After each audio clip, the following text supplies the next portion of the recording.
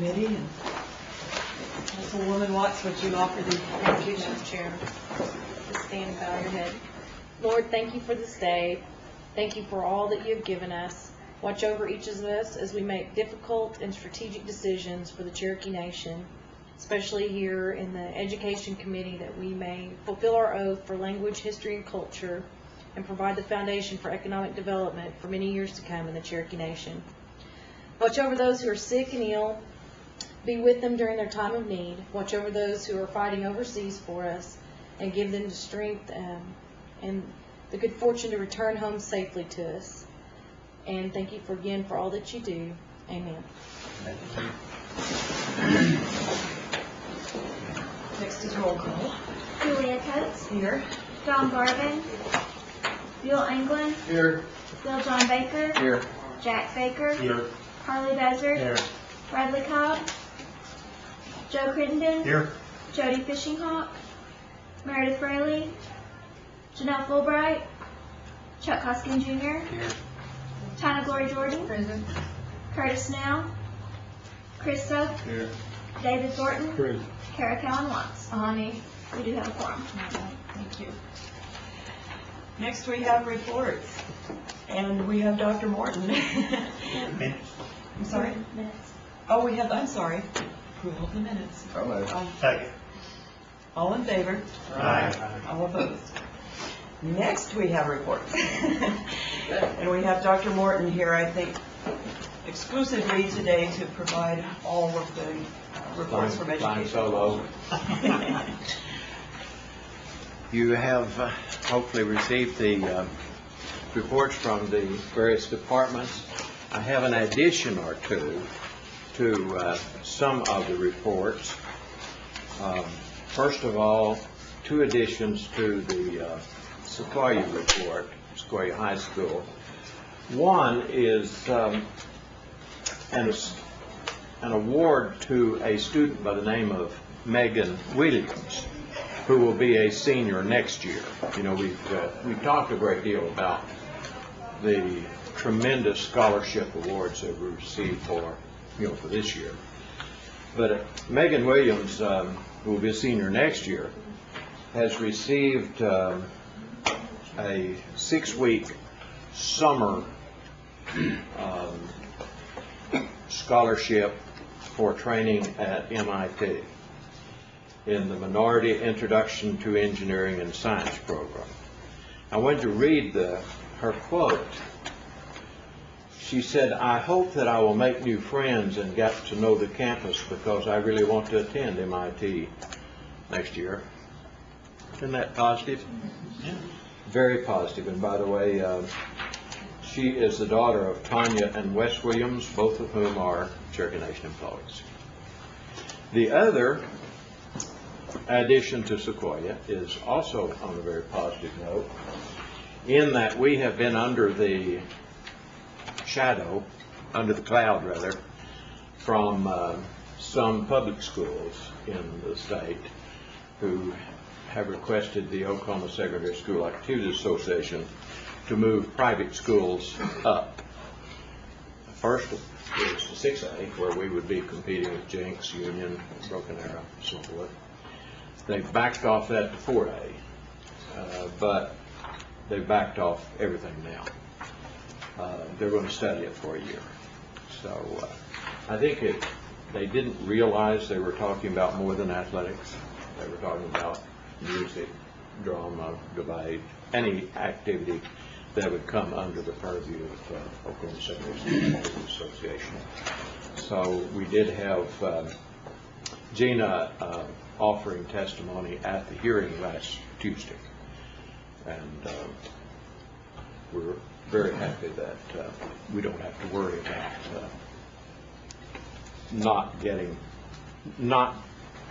recognition for our win at state next year. Another addition would be to higher ed. Higher ed was I was not here Friday. I've been out with this pink eye, so or something. But we had a rather tragic event with our higher ed director, Janet Grogan, who was hospitalized last week with chest pains. Her mother and father came to check on her. They were involved in a terrible accident. They're both still in critical condition. Both of her parents are in critical condition. But in spite of all of that, we did make it through the June 12 deadline day. We anticipate, we'll call it an educated guess, that there will be probably 5% more completed applications for the scholarship this year than last year. That would put us at about 2,300. We had 2,100 last year, so somewhere around 2,300 will be what we think the target is after we got the mail today and tomorrow and that's trickled in this week. Remember, if we have money left over, we're going to go ahead and fund those who did not get in on time. Now, we think, Jennifer and I think, that we will be able to fund that 3% additional from the existing budget. It would mean that we would have to do an internal transfer, an internal departmental transfer from directed studies to higher education. And probably we feel confident that we will be able to, as we did last year, fund all students who apply and have a complete application. If not, then of course we will be soliciting extra funds. We believe also that we have solved the problem of some of our money going for late fees rather than for tuition by setting new dates for not only our processing but new dates for those late applications too. So we don't really anticipate that we will have the problem that we had last year with the late fees that accrue to the students. The other reports which you received are basically current. Be happy to address any questions that you may have. Councilor Hoskins? If someone applies next month under this rolling application, I mean, if there's money available, ultimately they'll be. If someone next month decide, well, I'm going to school because I thought this was going to happen and it didn't, so now I'm going to school. If they will go ahead and submit the application, we will fund in the order that those applications are received, in the order that completed applications are received. Is that something that we are communicating to colleges and high schools and on our website, or is that something we're going to wait and see how it goes this year? Sort of a wait and see. Okay. Councilor Jordan? Dr. Morton, if we redirect that money from directed studies, are we still able to fund all of our people in directed studies? Yes, in directed studies, yes. Okay. And you will let us know if that should become we're in good shape in the directed studies budget.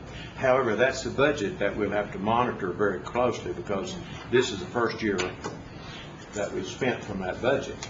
So those persons that we put in school on primarily for health, most of our directed studies persons are in the program to fill positions in the health department. As we fund more students, and some of these we're funding for 5-6 years, then we'll have to watch that budget carefully so that we don't get way out here and then have to chop it off and say, no, we can't do that anymore. But we'll monitor that one very carefully, and so that if we see that the applications are going to exceed our ability to fund, then I think that it's incumbent upon us to look first for more money rather than say, no, that's all we fund. So we'll be apprising you of those situations. when we did or when we discussed the directed studies, I understood that would be a long-term investment in individuals because they were going to come back. Basically, they were agreeing to come back to work for us for a number of years. And so I would ask you, I would encourage you that if that looks like it's in jeopardy, that you let us know, because that is a long-term commitment to those young folks that Really we've is. made. And if we just said, oh, we're out of money, you're out of luck, we're gonna find a lot of them right in the middle of a program where we were creating an employee for us. And on several of our programs in education, the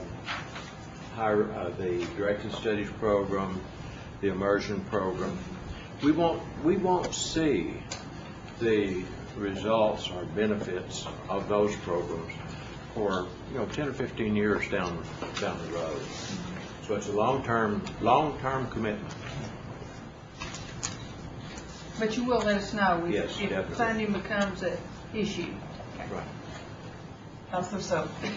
And Dr. Moore, could you re-educate me on the funding options that are available for students that are enrolled in concurrent classes at the high school level who are also engaging in college credit coursework?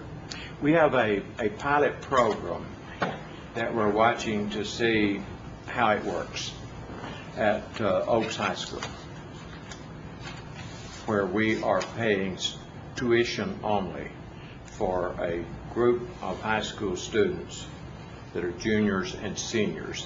We've only been in the program for 1 year, to see how many of those students go on to college. It's a program that's operated by Tulsa Community College via distance learning. So we're in a pilot program stage, and we get to allocate funds based upon any trends that we might recognize or anything like that. But do we have an idea how many dollars that might be required to participate in a program like that, or it would depend on the number, naturally, the number of students who would participate in such a program.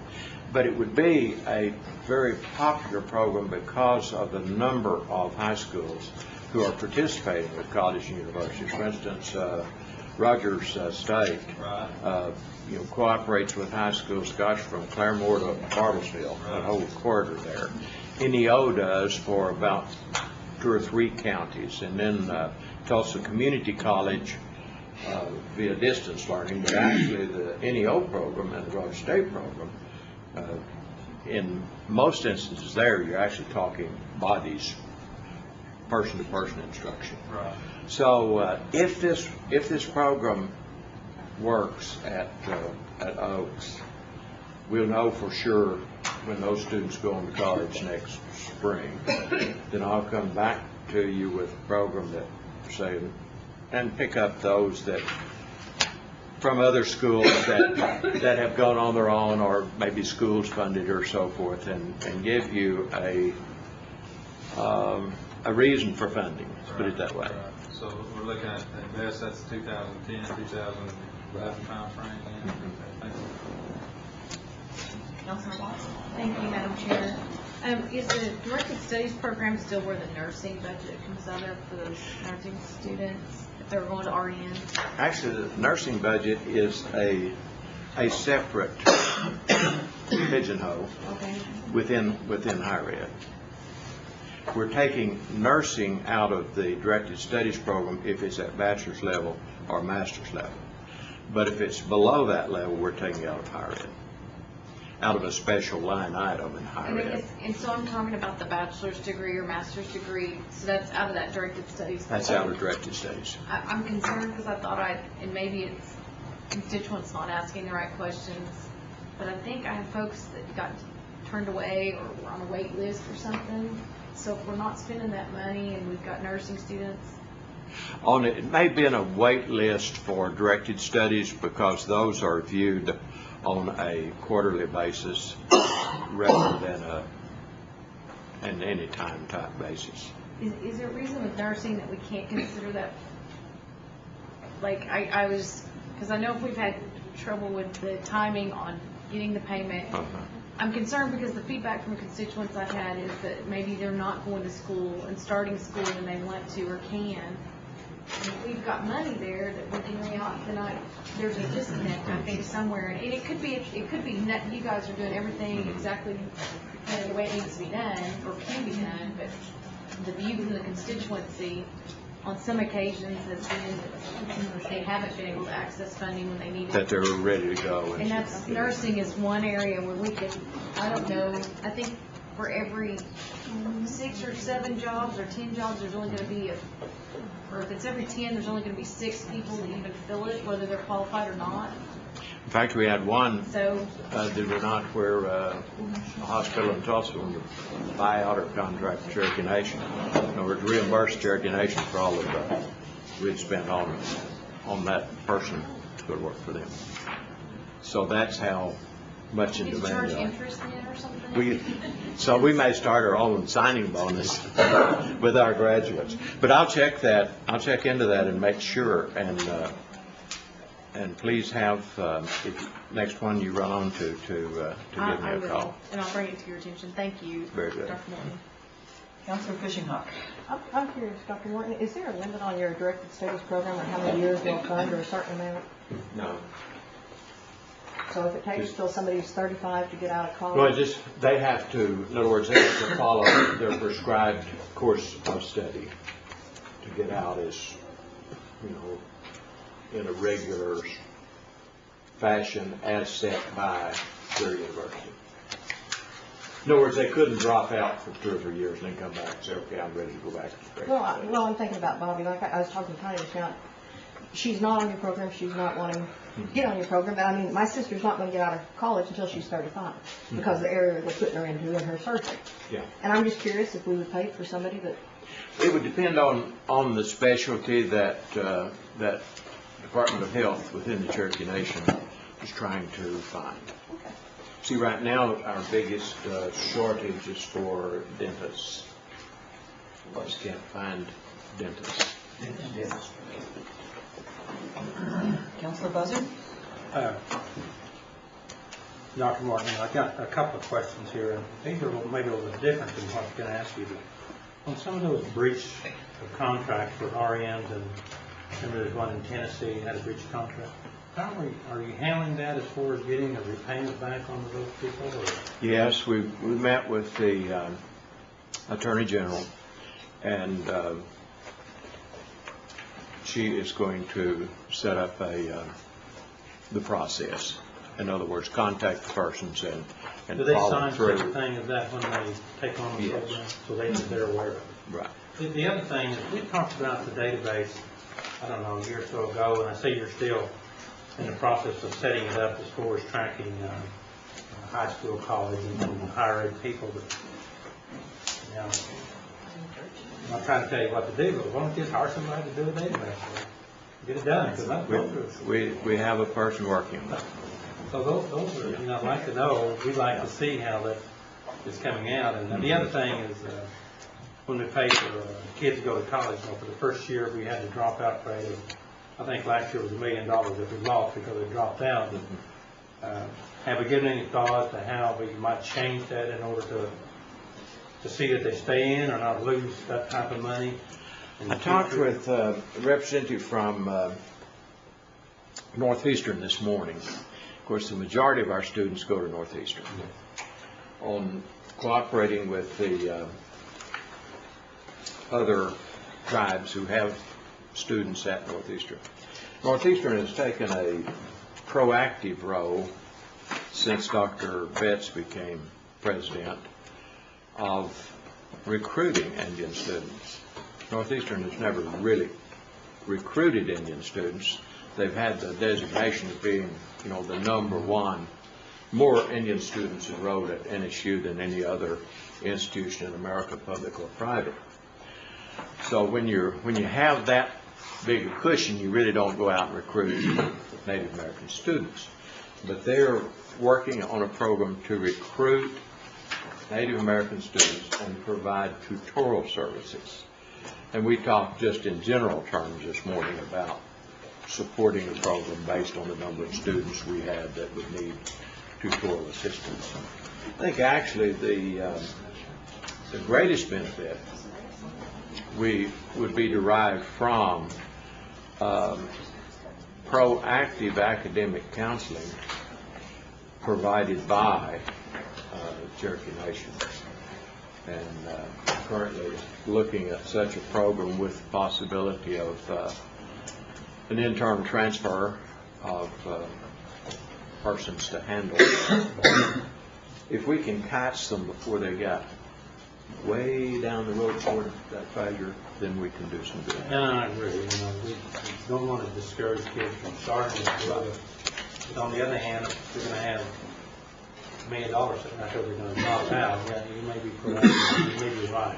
And there may be in the future, as our commitment to higher education increases dollar-wise, it might be a good idea to have a payback provision if in fact the student dropped out of school. Now I think that's one reason that the nursing program and the directed studies program have worked so well is that those persons are already committed to a career field. In fact, we only have one delinquent person in directed studies, and that person dropped out during first semester, and we are taking action to reclaim that money. And we have one nursing student that fulfilled her obligation. She got an RN certification, but she went to work somewhere else and didn't come to work for us. One follow-up question is, when the kids go to college, say at NSU, is there any commitment from the parent as far as saying, yes, we'll see that if the kid drops out, that you get some money back? Oh, there's strictly on the kid? No provision at present. Because as a parent, I would certainly encourage my kid to stay in college, especially if they were getting a scholarship on the side. Anyway, that's just something to think about. Thank you, Madam Chair. Dr. Morton, would you also update us on the situation at the Immersion School as well? I understand there have been some meetings with parents recently, is that correct? Mm-hmm. And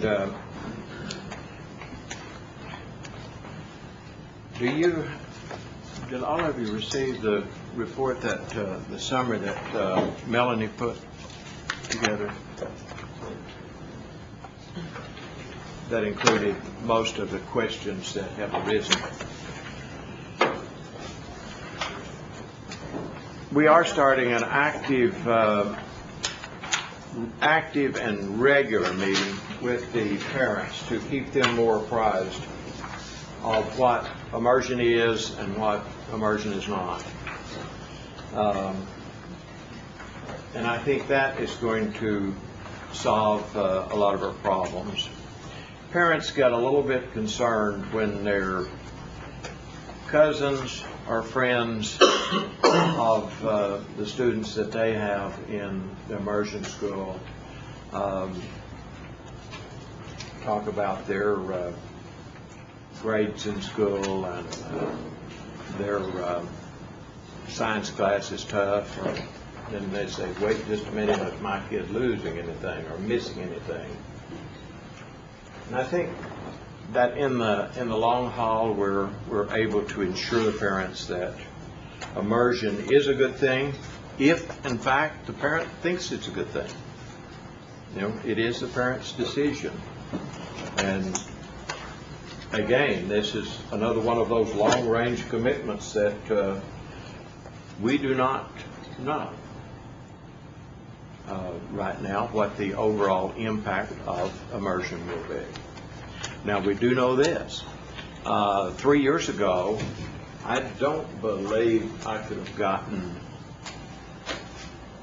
any public school within our 14 county areas to sponsor a true immersion program. Don't believe they would have done it because it would be so counter to their regular curriculum. We have a pilot project that is semi-immersion now at Vail, Rocky Mountain, Greasy. Marietta has indicated that they would go with full immersion this fall if we can provide the curriculum and some teachers. Oaks Mission High School, or Oaks Mission School rather, is very much interested in immersion. So it's something that people are accepting now as a valid instructional mode. So I feel very positive about the program. I think here, because most of the parents are employed by the Cherokee Nation, I think by the time they get home, they're just about Cherokee Nationed out and cannot provide that extra home schooling that the child may need in English language areas. I have proposed to Rita, who is actually the first line supervisor of that program now, to implement a programmed homeschool curriculum with backup of classes for the parents every other week. Classes for parents every week, they're really not going to be able to make it. But every other week, just to apprise them of best methods of utilizing the homeschool material. That will be in English, of course, and will follow a state-based curriculum. Are there any questions?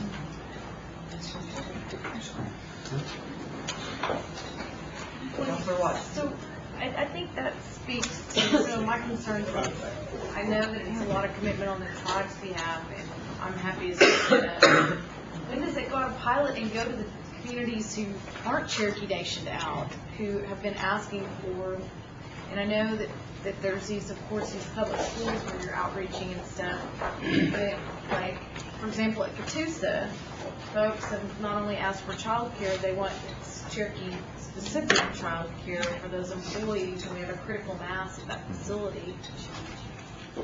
That anywhere on the strategic plan and the consideration to immerse those kids that we're bringing all those families in with economic development, but Would be a good possibility. We'll look into it.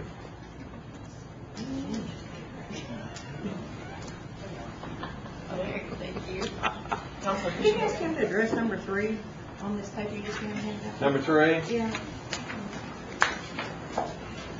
on the admission criteria. Sequoia admission, since it is a part of Sequoia now, the umbrella of Sequoia, will be used as it goes to tribal membership status. In other words, that means simply this, that anyone who is would be eligible to enter Sequoia as a 7th grader or 9th grader would be eligible to enter the immersion program. In other words, they'd be Native American or a child of a parent who works at Cherokee Nation. How exactly do they classify Native American? By CDIB. So it, Could be they, any tribe. okay. In fact, we have an But it's federal recognition. federally recognized tribe, yeah. Counselor Dozen. But did I hear you say anybody that worked at the Nation got one? Yes, Sequoia is open to children of Cherokee Nation employees. So that could be a non-Indian going to school. Possibility. Counselor Watts. I don't know, we do not have any in that category now. In fact, I don't think we have any at Sequoia in that category now. Thank you. Counselor Watts. Thank you, Madam Chair. Because I struggle with that, I know that to date, their practice has resulted in no non-Indians being allowed in. But especially when we have a significant wait list of Cherokee tribal citizens and other federally recognized enrolled tribal citizens, I guess, do you foresee where, I mean, how would preference then be implemented? I mean, is there a strong possibility that we would allow a non-Indian over? No. So a Cherokee citizenry would always have first preference. Okay, thank you, Madam Chair. I just have one question. At Sequoia, there is a waiting list entering. Do you have any idea how many people are on that waiting list? I really don't. I haven't, I know before school was out, we had 50 and 60, I believe, on a waiting list. But since school is out and they started filling next year, I'm not sure. Are you in the process of trying to receive funding through grants to increase the size of that student? No, actually, we're capped out because of the Bureau of Indian Affairs. So you see, the facilities belongs to the BIA, and they have us capped out on the number that we can enroll for those facilities. Then by adding the 7th and 8th grade, you really did cap it out, didn't you? Yes. However, see, the 7th and 8th grade is not counted in our Bureau enrollment. Okay, then we've got 350 students from the 9th to the 12th. Yes. Thank you. Councilor Jordan. Dr. Morton, I just want to be sure under this number 3 that I understand that if there were other students in the immersion program that do not meet the admission criteria of Sequoia, if they're there now, of course they're off for the summer, but I mean, Yeah. they were there at the end of the year and they tend to come back in the fall. This doesn't make any difference to them? No, they will be able to complete the 6th grade. Now, after 6th grade, they would not be eligible. They would not be eligible for 7th grade at And they are not That's the considered a new student for if they went through a grade through May and they're coming back in the fall, we're not saying No. that break made them now new students. no. Okay. Thank you. Looks like that's it. Thank you very much. Thank you. Ms. Kelly, would you like to report from Career Services? Sure. Okay. I have here our summer youth information. This is as of a few minutes ago, hot off the press, and I brought it over. There's a total of 543 approved applications on summer youth program. And as of right now, we've got still some that are sitting over there that are probably going to be placed.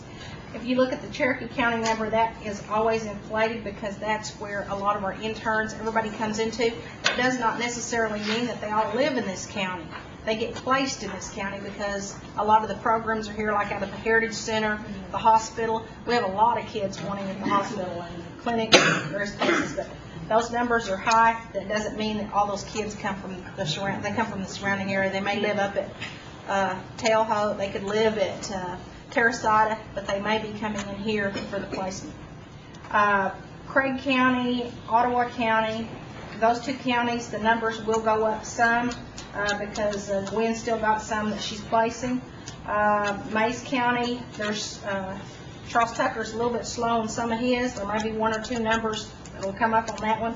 Rogers County, they had more job sites than they had students. And in Sequoia County, in Muskogee County, I can tell you right now those numbers will go up because Janet's working both those two counties, and she's got a lot of applications that she brought in today that are being approved, and she's working on the job sites. So some of these numbers will go up. Last year we had 426. It's 543. We don't intend to put very many more on because we're right now operating on the tribal dollars that you all allocated, and we're using the $102,477 that we had allocated for the adults. We're using that money because our youth money hasn't gotten here yet. We know that it will be coming, but it's not here yet, and our economic stimulus is not here yet. So once those come in, then they will go back over to these other budgets to replenish for using the adult money. Vocational applications, I think some of you all called about that. Brenda and her staff are still taking applications for the fall semester for school for vocational. We never quit taking applications. Everybody just pitches in to help with the summer youth employment program, but those counselors still are taking applications for the vocational, the adult program. Anybody who comes in that's 22, 23, or 24, we're looking at those applications because we probably will charge those people off to the stimulus program.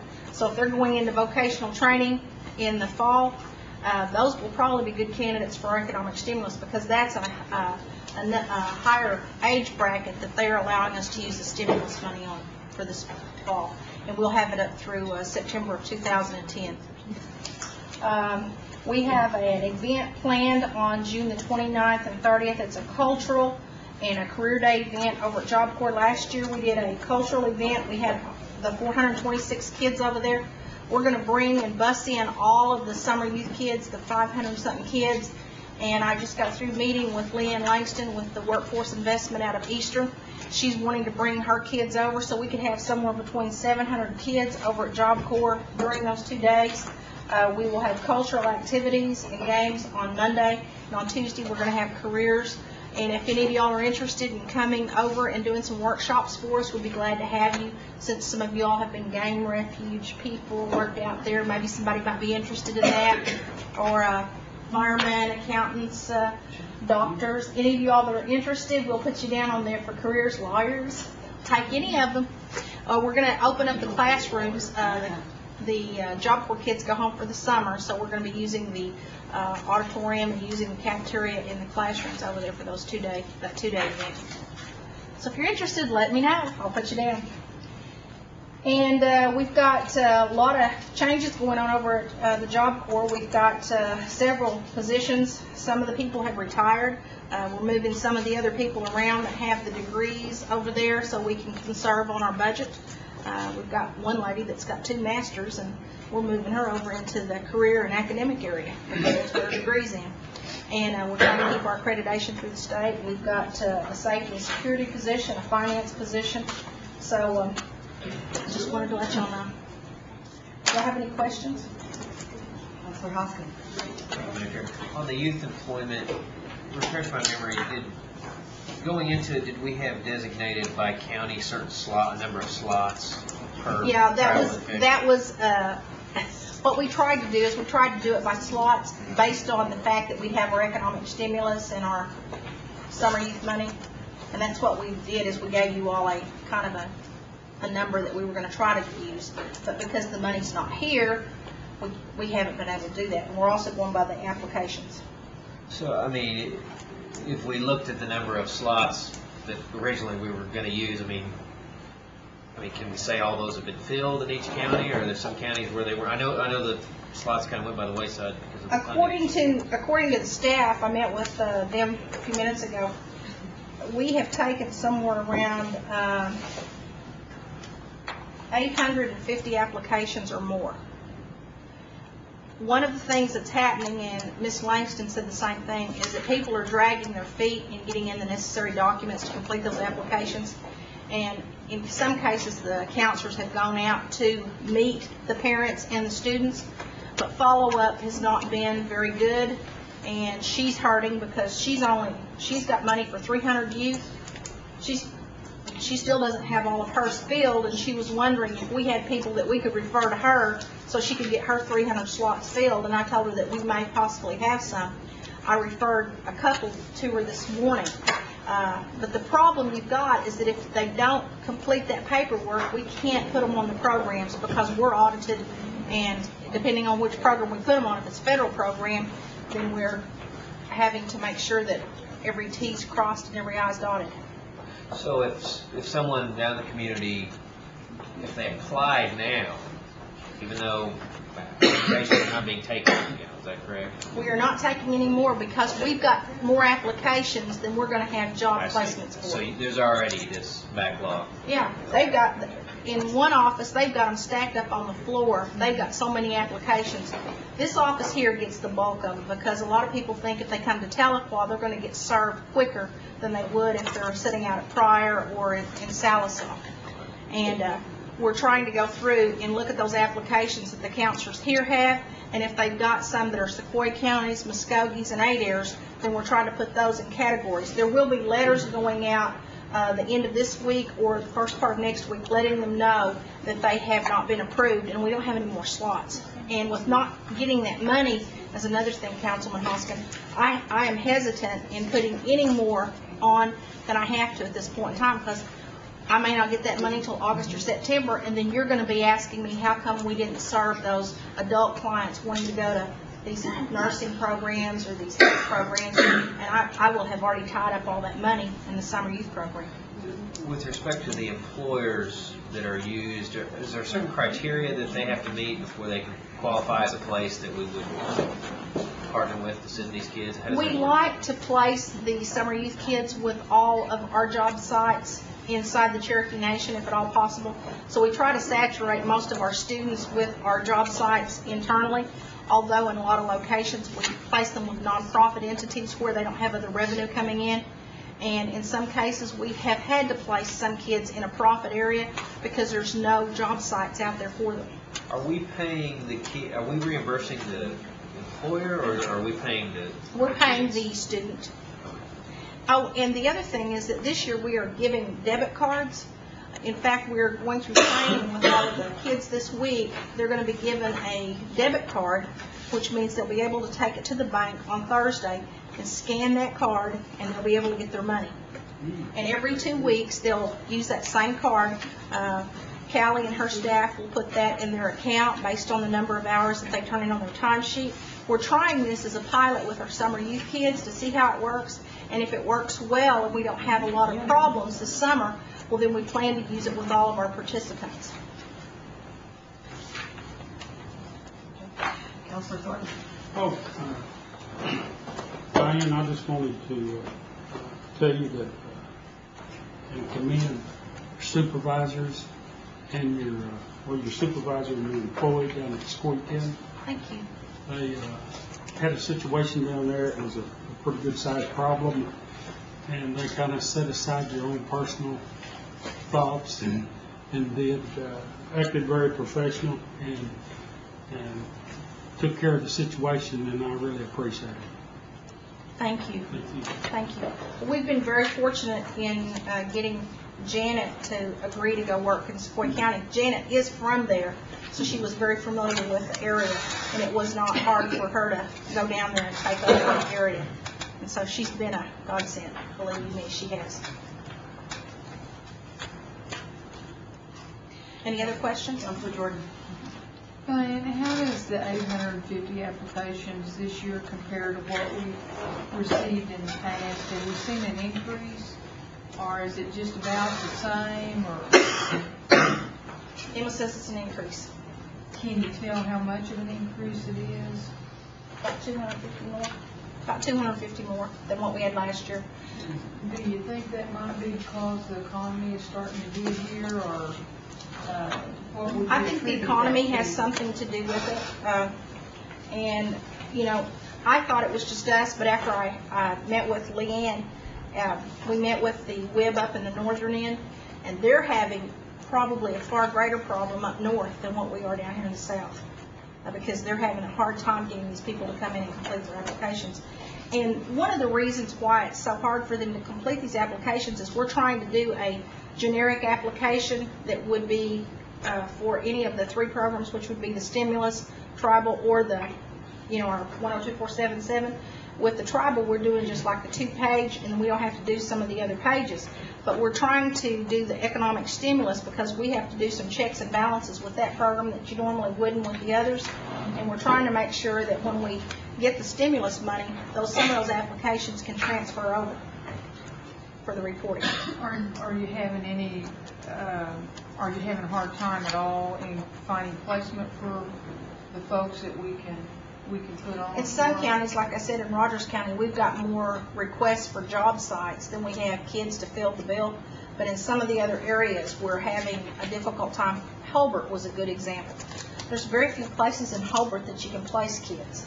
And they had a problem with the school system. I think there was a transition going on over there. We couldn't get anybody to sign the forms. Do you need some help getting that done, or? Well, I don't know if it's been resolved. I've met with one of the school board members, and they, the outgoing superintendent wouldn't sign the paperwork because he said he wasn't going to be there, and they had not identified anybody, and the coaching staff was bringing paperwork in and wanted us to process it without signatures. We told them we couldn't do that because we had to have some assurance that the school would, sign off on it. And apparently they had a school board meeting and nobody brought it up. So we were running out of time, and I spoke with a school board member, and he said that he would get that rectified. I think, and that was one of the reasons I asked, because we hadn't seen anybody around the school system or the town. There hasn't been any placements that I know of. And that seems somewhat unusual, because I knew they'd put them there the last couple years. So, if you need some help, let us know. That's one of the areas, I think, when you look at the numbers in Cherokee County, that's one of the areas where there is a discrepancy. I don't know if they've got it placed yet or not. They were supposed to have a school board meeting, and they're supposed to got it taken care of. Well, I think the new superintendent's working with the old superintendent. They're more or less working together this month. Okay. So I think now that shouldn't be a problem. I'll be glad to check on it and get back with you on it. And also, I think if we would notify Shirley Higg of the city council, it was my understanding that they were waiting for somebody to tell them if you'd send some folks to them. Yeah, are they also over the library there? The city hall is right there next to the library.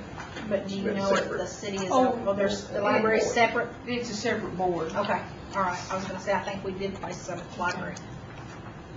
We'll take all you'll give us.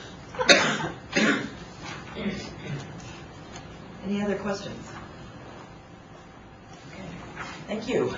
Thank you for being here today. We have cultural tourism, Ms. Jarvis. Good afternoon. I have a few updates on our projects since we were last year in May, and then Steve Rush, who manages our marketing, sales, and PR, is going to come up and give some updates on our operations and what events we have coming up. I do want to make one note. When we were here in May, we discussed that on June 29th, we were planning our grand unveiling at Gilcrease Museum in Tulsa, and that date has changed due to some scheduling conflicts. So we are in the planning process once again, but we're probably looking, and we'll be checking with you around mid-August for the grand unveiling event. But a couple of things that are in the works right now. Of course, our Supreme Court exterior, very exciting. I was over there last week. It looks gorgeous. We plan to complete those exterior renovations on June 20th, so we're just about a week away from that. We dedicated our exhibit at NSU at Seminary Hall at the end of May, and we had good attendance. We had about 35 media representatives there to cover that, so we felt like that was good coverage for that event.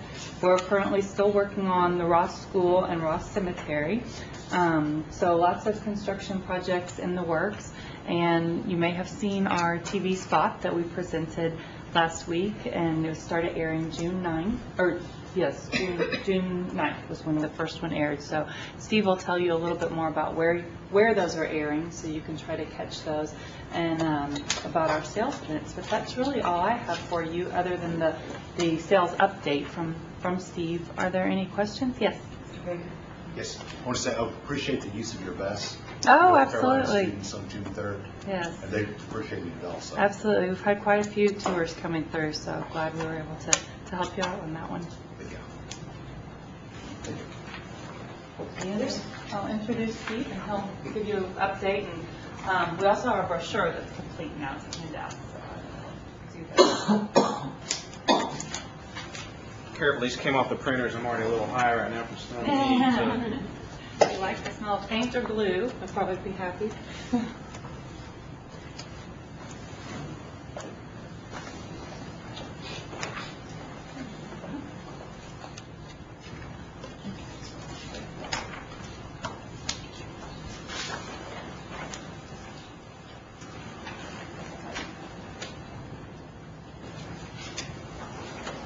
As Molly stated, our commercial and radio spots did start going out last week on Monday the 9th. Our commercials are airing on the Travel Channel, History Channel, A&E on the local markets. All the radio spots are airing in Tulsa, Oklahoma City, Northwest Arkansas, Missouri. Last Friday we had a group of travel writers come in and actually took a hodgepodge of some of the tours that we're offering, and they were very impressed with that. And also stayed over for the Art of Living Festival that happened last Saturday here in Tahlequah. Had a good response for that and look forward to some good write-ups here in the next few months on that. In regard to our commercial and radio that went out last week, we did a survey on our website for web hits, and from May 1st through 15th of this year compared to May 1st through 15th of June, that actually went up approximately 1,000 hits. So we're seeing a direct correlation with our advertising campaign. In regard to some of the tours that we have coming up, some special tours we're looking at for the holiday. It's almost logistically impossible to get buses around during that Saturday's event, so we're looking at doing some shuttle tours that Thursday and Friday preceding the holiday. One would start from 9 to 1, the other one start from 12 to 4 with the lunch hour overlapping. We'll give a traditional meal, show them the sights around the holiday with regard to the holiday.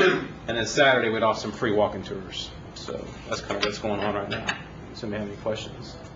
And how does the people contact you to get on those tours? Right now we have it on our website. There's a Get Tix link where they can click on that link and actually purchase everything right online. Or they can call that waiting number that's on the website. And where would they have to go to catch the tour bus? Right now there's locations out of Catoosa and Tahlequah. So right now it's kind of up in the air on those locations, but we're looking around the Heritage Center. There's probably a hub starting point and then a casino. And then our group sales team is currently working on, make approximately 15 sales calls a day, working on the group sales perspective. And then the website mainly focuses on the individuals coming in.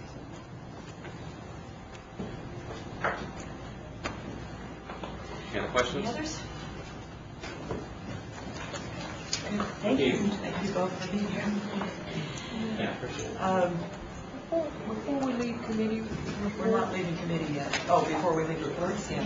I just want to sit down and stay real quick. Real quick. Dr. Morton, there is one additional question for you, I think, before we leave reports here. I'm sorry. Counselor Jordan has one additional question for you before we...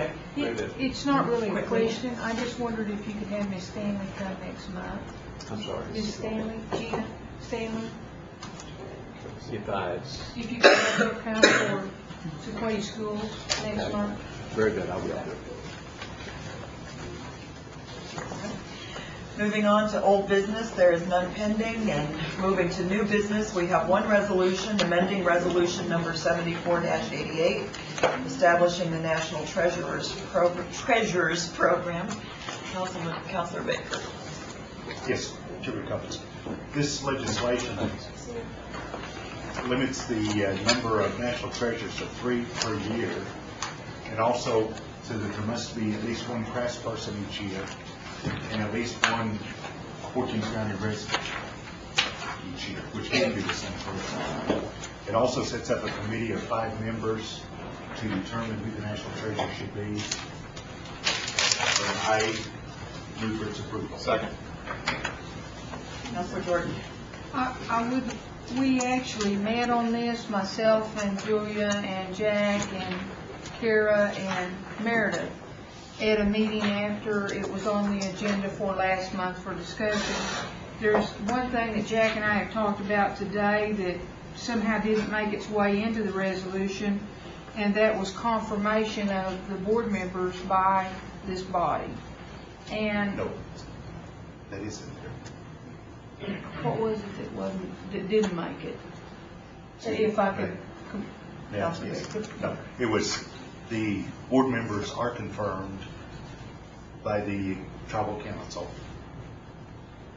And then they will determine the national treasures for the year and present it to the chief for his approval.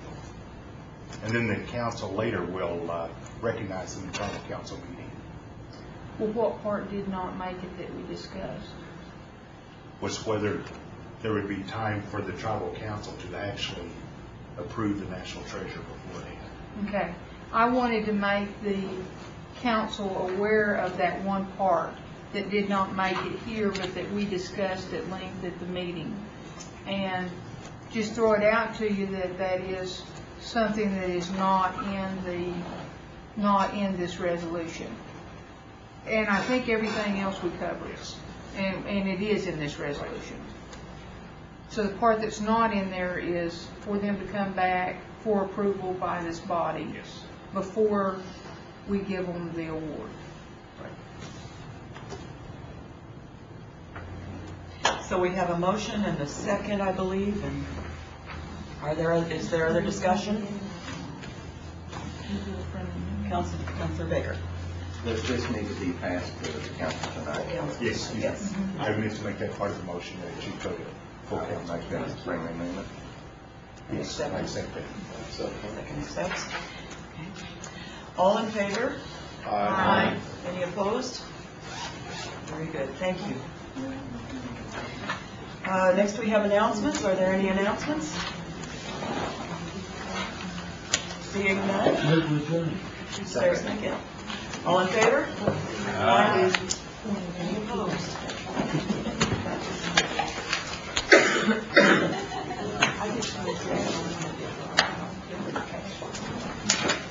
I think our consensus was we need to care. Right. But